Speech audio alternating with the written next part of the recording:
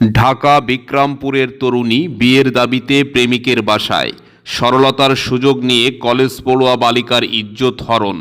এমন ঘটনা ঘটেছে খুলনা জেলার ডুমুরিয়া উপজেলার শাহপুর মধুগ্রাম এলাকাতে। 24-এর ক্যামেরা অনুসন্ধানে নেমেছে কি ঘটেছিল সেদিন বালিকার সঙ্গে।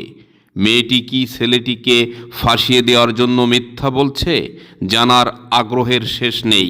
বিশেষ শিশুটা আমাদের আপনি বিশেষ শিশুটা যদি দিতেন, বিশেষ শিশুটা কেন রাখছেন? এটা যদি আমাদেরকে দিয়ে দিতেন। আমি এটা দিব না। এটা তো পর্যন্ত আমি দিব না। এটা আইন শৃঙ্খলা বাহিনীকে জানিয়েছেন? জানিয়েছিলাম, তারা অভিযোগ দিতে বলছে। আচ্ছা, এখন দেওয়ার পরে তারপরে তারা ডাকবে। আমার কাছে এতটা সময় নেই এখন আর। আমার সাথে টোটালি কন্টাক্ট করা বন্ধ করে দিয়েছে। আচ্ছা আচ্ছা। এতদিন কি আপনাকে বলছে সে বিয়ে করবে? হ্যাঁ বলছে। হ্যাঁ বলছে। কিন্তু আপনি যদি বিশেষ শিশুটা আমাদেরকে দিয়ে দিতেন। বিশেষ শিশুটা কেন নিছেন? আমি এটা দিব না। বিশেষ শিশুটা প্লিজ আমাদেরকে দিয়ে দেন। আমি দিয়ে দিব না। আমি এটা দিব না। এটা আপনি তো খেলে মারা যাবেন। আমি মরে যাব। আমি মরে যাব। এটা কোনো কথা চোখ হলো? রাখুন সংলাপ 24-এর ক্যামেরায়। জানা গেছে জান্নাতুল নামের মেয়েটি মধুগ্রাম কলেজে একাদশ বর্ষের ছাত্রী থাকা অবস্থায় পরিচয় ঘটে সাকিবের সাথে। বকাটে সাকিব জান্নাতুলকে দিনের পর দিন ভালোবাসার কথা বলে যায়। ফলশ্রুতিতে কোনো এক সময় জান্নাতুল এক পর্যায়ে সাকিবের কথায় নিজেকে গুলিয়ে ফেলে, তার ডাকে সাড়া দেয়। শুরু হয় প্রেম থেকে প্রেম লীলা। একে অপরের মধ্যে যখন ঘনিষ্ঠতা চরম শিখরে, ঠিক তখনই সাকিব ওরফে রহমত জান্নাতুলের সরলতার সুযোগ নিতে থাকে। মেয়েটির অন্ধ ভালোবাসার সুযোগ কাজে লাগিয়ে বিভিন্ন সময় লম্পট সাকিব দেহমন দুটাই হরণ করে। জান্নাতুল সাকিব উভয়ে যখন প্রেমের সাগরে হাবুডুবু খাচ্ছে, ঠিক সেই মুহূর্তে ঘটনার মোড় নিল অন্যদিকে। সাকিব আপনার কি হয়? কিছু হয় না আমার। আচ্ছা, এই মেয়েটা যে আসলো এর কারণটা কি একটু বলবেন? কি কারণে আসলো? কারণটা না, এটা আমরা তো কি এটা জানবো? ও বলছে যে সাকিবের সাথে তার নাকি সম্পর্ক 2 বছর ধরে। এটা কি জানছেন আপনি? না। আপনি কি বলেন? উনি পাড়ার মানুষ, উনি কিভাবে জানবে? বা ওনার রিলেটিভ হইলে উনি কিভাবে জানবে যে ওনার সাথে আমার রিলেশন আছে কি নাই? বিষয়টা কি সমাধান হবে? হইলে হবে। আপনি যদি মারা যান তাহলে কি সমাধান হলো? দরজা বলেন। খুলে মধ্যে মানুষ আছে, তোমার দরজা খুলে দেবে। ওর মা কি আছে, কথাবার্তা রে? ওর মা আছে, বোনও আছে। তোমার গার্জিয়ান নেই? আমার গার্জেন আসলে অপমান করে ফিরাই দিছে।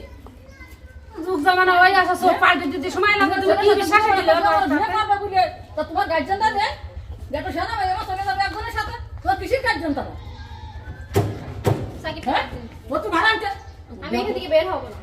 জান্নাতুল সাকিব জুটি বিভিন্ন সময় একে অপরকে অন্তরঙ্গ পাইতে মরিয়া হয়ে উঠেছিল খুলনার বিভিন্ন অভিজাত হোটেলগুলোতে, যাদের লিস্টে হোটেল স্বপ্নপুরীও ছিল।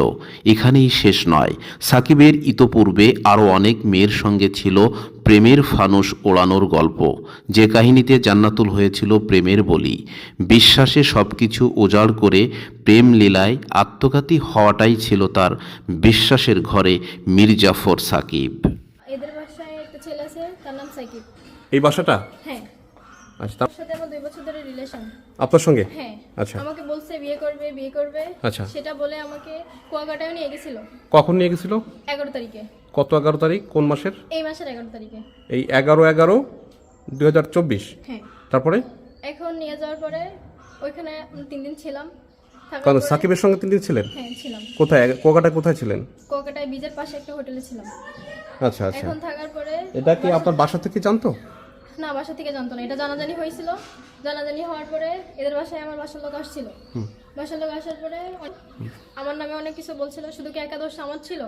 তাদের ছেলে কি কোনো দোষ ছিল না? এই তো সেদিন 1/11/2024 সাকিবের রঙিন চশমার ফ্রেমে আজীবন নিজেকে বাঁধিয়ে রাখতে রাঙাবধূর সাজতে ছুটে গিয়েছিল সুদূর কুয়াকাটার সমুদ্রকন্যায়, যেখানে তাদের একে অপরের মধ্যে বিয়ের কথাও ছিল। তারপরও কিন্তু পূরণ হয়নি জান্নাতুলের মেহেদি রাঙ্গানো হাতে স্বপ্নের কালপুরুষকে স্বামীরূপে পাওয়ার আকাঙ্ক্ষা।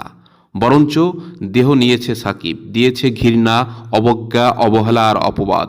জান্নাতুল তাই তো সেদিন ছুটে গিয়েছিল ছেলেটির বাড়িতে, তাকে বিয়ে করতেই হবে। সম্প্রতি বিদেশ ফেরত ছেলের বাবা আব্দুর রাজ্জাক প্রভাব খাটিয়ে নিজেকে রাজা থেকে মহারাজা বানিয়ে জুয়াখোর নারীর ইজ্জত লুণ্ঠনকারী সাকিবকে নির্দোষ দাবি করে। উপর্যুপরি অপবাদ ঘৃণার তীর ছুড়ে দেয় মেয়েটির দিকে। এমনভাবে সমাজ প্রতিদিন থমকে যাচ্ছে, ঝরে যাচ্ছে কোনো না কোনো পরিবার পরিজন। ভালো লাগা ভালোবাসা থেকে জন্ম হচ্ছে ঘৃণা আর পাপ।